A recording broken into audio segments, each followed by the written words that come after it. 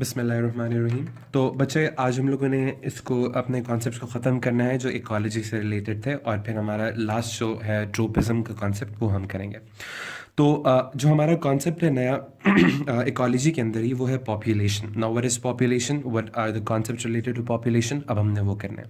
सबसे पहले क्वेश्चन आता है डिफाइन द टर्म पॉपुलेशन, कि पॉपुलेशन इटसेल्फ इसका मीनिंग क्या है। ये 2 या 3 मार्क्स की डेफिनेशन आ जाती है। So what is population? Group of organisms of same species living in a same place together at the same time. कोई सेम ऑर्गेनिजम्स जो है वो एक ही जगह पे एक ही वक्त में रह रहे हैं, तो उसको हम क्या कहेंगे? पॉपुलेशन। जैसे हम कहते हैं ना पॉपुलेशन ऑफ पाकिस्तान, इसका मतलब पाकिस्तान में उसी वक्त एक जैसे ह्यूमन बीइंग्स की बात हो रही है। So this is population.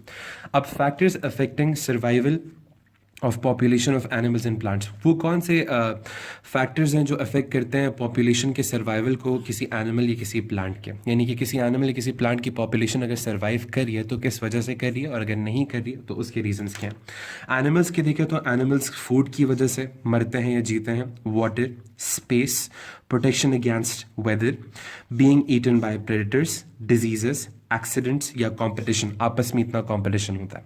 इन सारे रीजंस की वजह से कंपटीशन और जो उनका सर्वाइवल है उस पर बहुत अफेक्ट पड़ता है। प्लांट्स में क्या होता है? वही amount of light, amount of water, space, amount of minerals in soil, weather, disease, being eaten और कंपटीशन। तो इनमें भी समवट इसी तरह का चेंजेस आते हैं जिसकी वजह से इनकी सर्वाइवल पर इफेक्ट पड़ता है।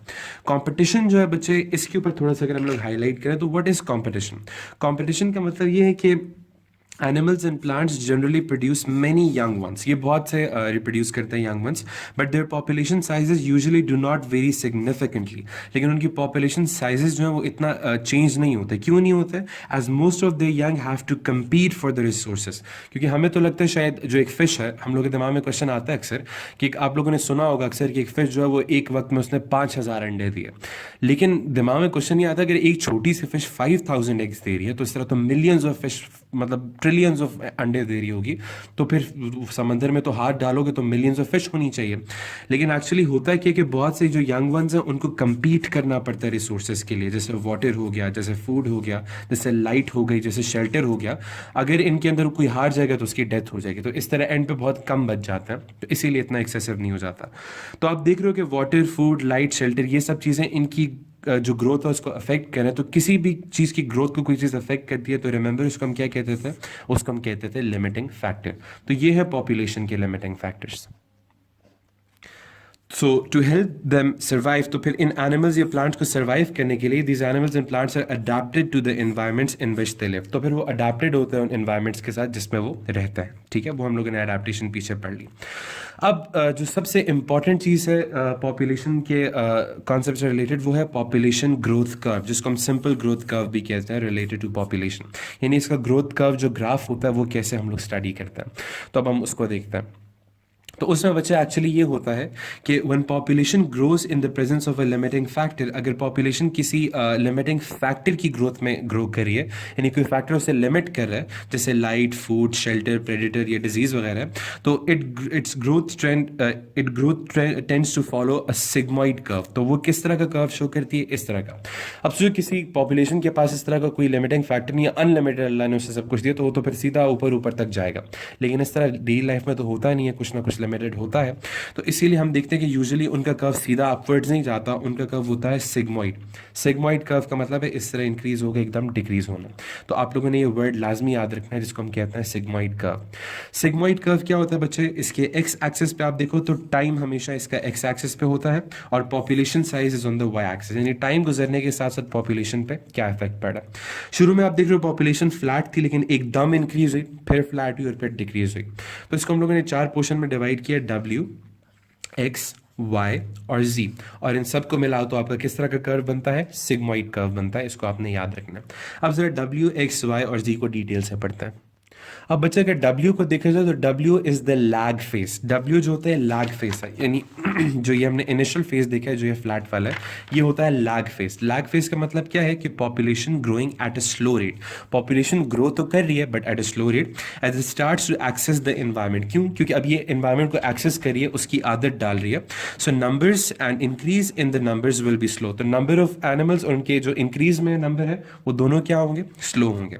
रीजन क्या है लैग फेस का? कि small populations to start with, शुरू में ज़ाहिर है बहुत कम होते हैं वो। ऑर्गेनिज्म नॉट सेक्सुअली मेच्योर, वो सेक्सुअली मेच्योर नहीं होता जिसकी वजह से इतना रिप्रोड्यूस नहीं कर पाते। ईटन बाय प्रेडेटर्स, कुछ यंग वंस को प्रेडेटर्स खा लेते हैं। नो इमिग्रेशन, कोई इमिग्रेशन नहीं हो रही होती, यानी इधर उधर वो मूव नहीं कर रहे होते। नॉट इनफ फूड, ज़्यादा फूड उनके पास नहीं होता। एंड टू कोल्ड वेदर या टू हॉट वेदर, पोल्यूशन, यानी वही सारे कॉजेज जो इनकी पॉपुलेशन को वो कर रहे थे, जिसकी वजह से ये लैग फेज कॉज होता है, यानी कि बहुत स्लो ग्रोथ होती है। लेकिन लैग फेज के एकदम बाद आप देखते हो एकदम इतना ग्रोथ स्पर्ट आया, ये एक्स वाला जो पॉइंट है। तो लैग फेज जो शुरू वाला था, एक्स फेज को हम लोग कहते होते हैं एक्सपोनेंशियल फेज, या इसको हम लोग कहते होते हैं लॉग फेज, ठीक है। लैग शुरू वाला, सेकेंड वाला इज लॉग फेज या एक्सपोनेंशियल फेज। इसमें क्या होता है कि population consist of large number of reproducing organisms. अब चूंकि थोड़े मेच्योर हो चुके हैं तो large number of reproducing organism है। Every generation producing more organisms leading to a rapidly rising population, और हर जनरेशन ज़्यादा से ज़्यादा ऑर्गेनिजम्स प्रोड्यूस कर रही है, जिसकी वजह से बहुत जल्दी पॉपुलेशन इंक्रीज करती है। रीजंस क्या है इसके कि breeding rate is greater than death rate. अब ब्रीडिंग रेट ज़्यादा हो गया डेथ रेट से। No limiting factor, limiting factor शायद इतना नहीं है, जैसे as plenty of food, water, oxygen and space. So little competition, competition बहुत कम होगा। Few predators, few diseases, little population. अगर ये सारी चीज़ें होंगी तो फिर आपको किस तरह का फेज नजर आएगा? Exponential phase. लेकिन आप देखते हो कि अक्सर एक्सपोनेंशियल के फ्लैट हो जाता है बाद में दोबारा, जो वाई वाला है इसको हम लोग बच्चे कहते होते हैं स्टेशनरी फेज, यानी यहाँ पे सब कुछ रुक जाता है। This is stationary phase. Stationary phase में क्या होता है कि the death rate becomes equal to the birth rate. अब डेथ्स और बर्थ्स क्या हो जाएंगी? इक्वल। रीजंस क्या होंगे कि रीच्ड कैरिंग कैपेसिटी, कि शायद वहाँ पे कैरिंग कैपेसिटी रीच होगी। कैरिंग कैपेसिटी का मतलब क्या है कि अब वो ऐसी लिमिटेड रीच होगी, लिमिट रीच हो गया जहाँ पे जितनी फूड की डिमांड चाहिए उतना ही फूड पड़ा हुआ है, उससे ज़्यादा नहीं पड़ा हुआ। So reached carrying capacity reach हो गई है। Limiting factors start to have an effect. अब लिमिटिंग फैक्टर्स ज़ाहिर बनना शुरू हो जाएंगे, यानी less food, oxygen, water, space वगैरह। सो मोर कंपटीशन, शायद प्रेडेशन ज़्यादा हो गई है, एक्यूमुलेशन ऑफ वाटर वेस्ट या पोल्यूशन ज़्यादा हो गया, या डिजीज। इन सब चीज़ों की वजह से आपको क्या दिखता है? Stationary phase. लेकिन अगर ये बहुत ज़्यादा फर्दर अगर वो होता है, एग्रेवेट होता है, तो आप देखते हो कि उसके बाद एक ऐसा फेज आता है जिसको हम डिक्लाइन फेज कहते हैं, यानी एकदम उनकी पॉपुलेशन गिर जाती है। तो इसको हम लोग कहते होते हैं डिक्लाइन फेज, या फिर जी वाला जो इसको हम कहते हैं डेथ फेज, यानी कि death rate is greater than birth rate. अब डेथ ज़्यादा हो रही है बर्थ से, ठीक है। इसके रीजंस क्या होंगे कि वही कि अब कैरिंग कैपेसिटी रीच नहीं हुई, अब कैरिंग कैपेसिटी क्या होगी? ख़त्म, यानी ऑर्गेनिज्म की डिमांड ज़्यादा, फूड कम हो गया। नो फूड, ऑक्सीजन या water, space, accumulation of waste, predation, disease. इनकी वजह से क्या हो जाएगा? Death phase. तो हम लोगों ने देख लिया कौन कौन से फेजेस हो गए?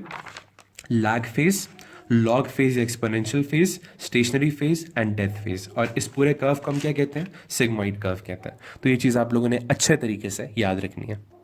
अगर बच्चे हम ह्यूमन पॉपुलेशन की बात की जाए तो देखिए, हमें तो लाइट अगर ना मिले तो हम लोग अपने लिए पूरी कर लेंगे, हमें लाइट की इतनी ज़रूरत भी नहीं होती। हमें फूड ना मिले तो हम कहीं ना कहीं से कर लेते हैं। डिजीज़ हो तो हम मरते नहीं हैं, हम लोग उसका इलाज करते हैं। हमें शेल्टर ना मिले तो हम प्रॉपर जगह चेंज कर लेते हैं। वेदर हो तो हम क्लोथिंग चेंज करते हैं।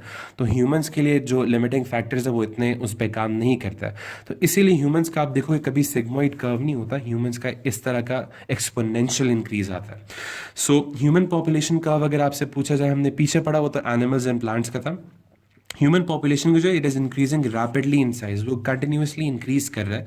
ग्राफ है स्टीपर, ग्राफ बहुत स्टीप है, यानी एक्सपोनेंशियल इंक्रीज हो रहा है। हमारा कोई स्टेशनरी और वो डेथ वाले, हमारा पहले शुरू में लैग फेज था क्योंकि बहुत कम ह्यूमंस होते थे, रिसोर्सेज कम थे, लेकिन अब टेक्नोलॉजी एंड एडवांसमेंट की वजह से अब एक्सपोनेंशियल में हम लोग, और वो फ्लैट नहीं हो रहा।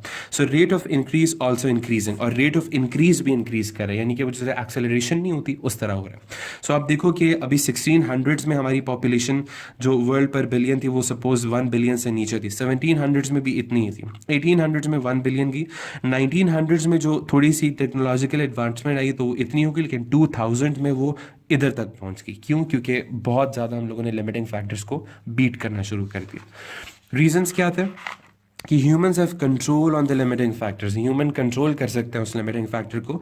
इंक्रीज इन फूड प्रोडक्शन, आपको फूड कम मिले तो आप उसको ज़्यादा करते हो through farming techniques. Advances in medicine, आपको कोई बीमारी है तो आप इम्यूनाइजेशन वगैरह है, एंटीबायोटिक्स देते हो। इम्प्रूव्ड लिविंग कंडीशंस, इनकी वजह से ह्यूमंस का जो कर्व है वो इस तरह का है, यानी एक्सपोनेंशियल कर्व है।